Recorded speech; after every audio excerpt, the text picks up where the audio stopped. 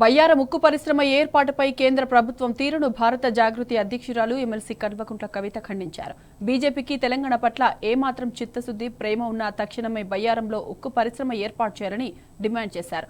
ఉక్కు పరిశ్రమ ఏర్పాటు కాదని పార్లమెంటు సాక్షిగా తెలంగాణకు చెందిన కేంద్ర మంత్రి కిషన్ రెడ్డి ప్రకటించడం బాధాకరమన్నారు. రాష్ట్రం నుంచి 8 మంది బీజేపీ ఎంపీలను గెలిపిస్తే ఒక్కరు కూడా స్పందించకపోవడం శోచనీయమన్నారు.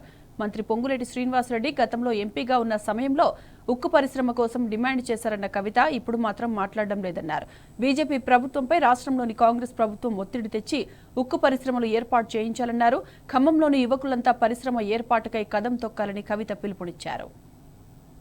బయ్యారం ఉక్కు తెలంగాణ హక్కు అనే నినాదంతోని తెలంగాణ ఉద్యమ సందర్భం నుంచి మొదలు పెడితే ఇప్పటి వరకు కూడా బీఆర్ఎస్ పార్టీ కేసీఆర్ గారి నేతృత్వంలో ఎడతెగని పోరాటం చేస్తూ వచ్చినాం. 2013 అంటే తెలంగాణ రాష్ట్రం ఏర్పడక ముందే కేసీఆర్ గారు అప్పుడు ప్రధాని మన్మోహన్ సింగ్ గారికి ఉత్తరం కూడా రాయడం జరిగింది. బయ్యారంలో మాకు నిల్వలున్నాయి, 141,000 ఎకరాలలో 300 మిలియన్ టన్నులకు పైగా ఉక్కు మా దగ్గర అవైలబుల్ ఉంది, అందుబాటులో ఉంది.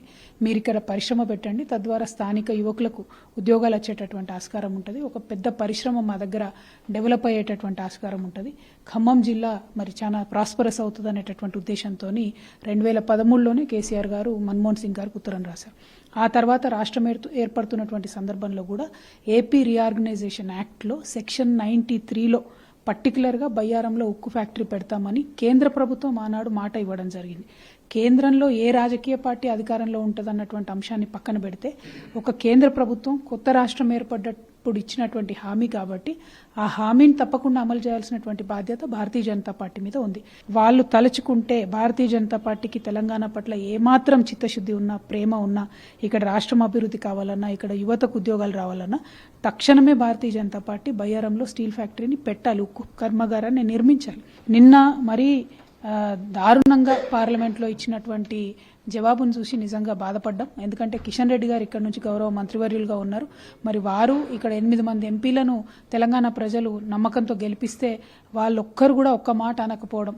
ఇంకా ఘోరం ఏంటంటే ఇప్పుడు ఇక్కడ కాంగ్రెస్ పార్టీలో మంత్రిగా ఉన్నటువంటి పొంగులేటి శ్రీనివాసరెడ్డి గారు ఆనాడు ఎంపీగా ఉన్నప్పుడు ఇదే ఉక్కు ఫ్యాక్టరీ కోసం వారు డిమాండ్ చేయడం జరిగింది.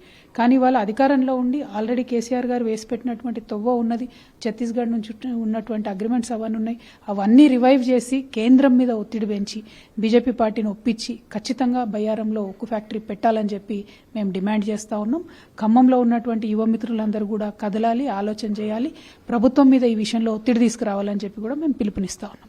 బయ్యారం ఉక్కు తెలంగాణ హక్కు అనే నినాదంతోని తెలంగాణ ఉద్యమ సందర్భం నుంచి మొదలు పెడితే ఇప్పటి వరకు కూడా బీఆర్ఎస్ పార్టీ కేసీఆర్ గారి నేతృత్వంలో